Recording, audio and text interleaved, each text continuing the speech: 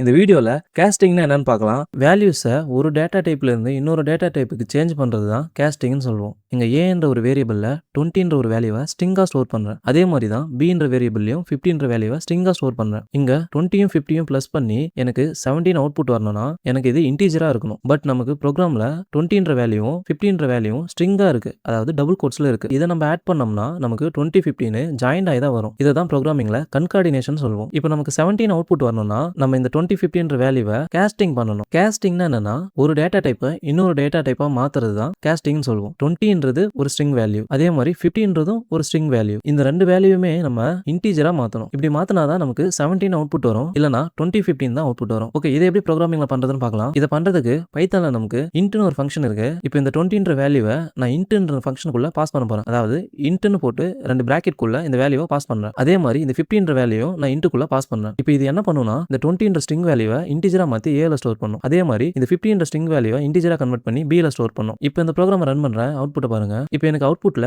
17 கரெக்டா பிளஸ் ஆகி வந்துருச்சு. இந்த மாதிரி வேல்யூஸை ஒரு டேட்டா டைப்ல இருந்து இன்னொரு டேட்டா டைப்புக்கு சேஞ்ச் பண்றது தான் கேஸ்டிங்னு சொல்லுவோம்.